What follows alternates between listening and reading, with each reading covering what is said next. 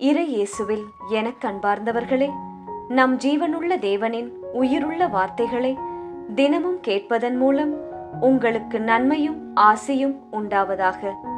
இன்றைக்கு நம் உள்ளத்தில் ஆண்டவர் பேச விரும்புகிற திருவசனம் 1 கொரிந்தியர் 5ஆம் அதிகாரம் 7ஆம் திருவசனம். நம் பாஸ்கா ஆடாகிய கிறிஸ்து பலியிடப்பட்டிருக்கிறார். இறையேசுவில் எனதருமை நண்பர்களே, உங்கள் அனைவருக்கும் நம் இயேசுவின் அன்பை உரித்தாக்குகின்றேன். பாஸ்கா என்றால் என்ன? இஸ்ரவேல் ஜனங்கள் 400 ஆண்டுகளாக எகிப்தில் அடிமைகளாக இருந்தார்கள். தேவனை நோக்கி விடாமல் மன்றாடினார்கள்.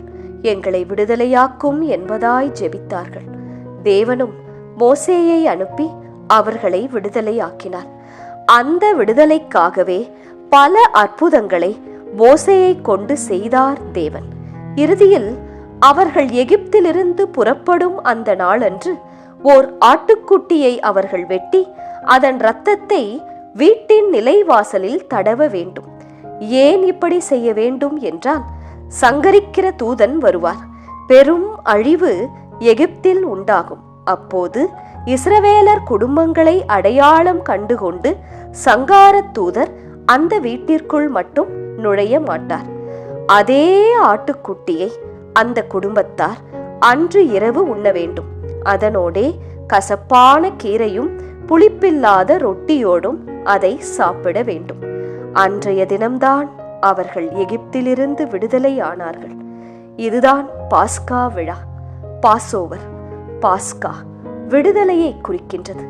நீதிக்காக போராடுவதன் முக்கியத்துவத்தையும், நம்பிக்கையுடன் இருந்தால் கட்டாயம் நம் வாழ்க்கையில் அதிசயம் நடக்கும், வளம் உண்டாகும், நீதி கிடைக்கும் என்று நினைவூட்டுகிறது உங்களுக்கு. அன்று ஆட்டுக்குட்டியின் இரத்தத்தை தங்கள் வீட்டு வாசலில் தடவினார்கள் இஸ்ரவேலர்கள். அதனால் தப்பித்தார்கள் எகிப்திலிருந்து. அதுபோல் இன்று இயேசுதான் நம் பாஸ்கா ஆட்டுக்குட்டி. அவருடைய இரத்தத்தினால்தான் நாம் விடுதலை அடைகின்றோம். இதையே இன்றைய வசனமும் நமக்கு கூறுகின்றது. நம் பாஸ்கா ஆடாகிய கிறிஸ்து பலியிடப்பட்டார். அதன் மூலம்தான் உங்கள் வீட்டின் பாதுகாப்பு இந்த நொடி வரை உறுதி செய்யப்படுகிறது. நண்பர்களே, ஏழ்மை, நோய், குடும்பத்தில் நிம்மதியற்ற நிலை, பொருளாதார மந்த நிலை, இதிலிருந்து எல்லாம் விடுதலை உங்களுக்கு உண்டாக வேண்டுமென்றால் ஆட்டுக்குட்டியானவரின் இரத்தத்தில் நீங்கள் நிலை பெற்றிருக்க வேண்டும். இதை விசுவாசித்து தூய்மையான பாஸ்கா ஆட்டுக்குட்டியான இயேசுவிடம் ஜெபியுங்கள். உங்கள் இருதயத்தில் அந்த ஆட்டுக்குட்டியானவரின் இரத்தத்தை பூசிக்கொண்டால் எந்த கெட்ட எண்ணமும், எந்த ஒரு சத்ருவானவன் விளைவிக்கும் தீங்கும் உங்களுக்குள், உங்கள் குடும்பத்திற்குள், உங்கள் பிள்ளைகள் வாழ்வினுள் நுழைய முடியாது. இஸ்ரவேல் மக்கள் பாலும் தேனும் பொழியும் கானான் தேசத்தை சுதந்தரித்தது போல நீங்களும் உங்கள் வாழ்க்கையில் வளமான எல்லா ஆசிர்வாதங்களையும் சுதந்தரித்துக் கொள்வீர்கள். நம்புங்கள்.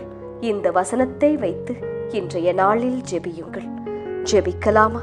இயேசுவே, எங்களுக்காக பலியான பாஸ்கா ஆட்டுக்குட்டி ஆனவரே, எங்கள் வாழ்க்கையில் எல்லா நிந்தைகளையும் மாற்றி எங்களை வளமையான கானான் தேசத்தை காண செய்யும் ஆண்டவரே. ஆமேன். இயேசு கிறிஸ்துவின் பெரிதான நாமத்தின் நிமித்தம் ஜெபிக்கிறோம். ஆமேன். ஒவ்வொரு நாளும் உங்கள் உள்ளத்தில் ஆண்டவர் பேச விரும்புகிற இறை வார்த்தையை தெரிந்து கொள்ள ரோசரி பிரேயர்ஸ் சேனலை சப்ஸ்கிரைப் செய்யுங்கள். மேலும் உங்கள் நண்பர்கள் மற்றும் உறவினர்களுடன் ஷேர் செய்யுங்கள். நன்றி.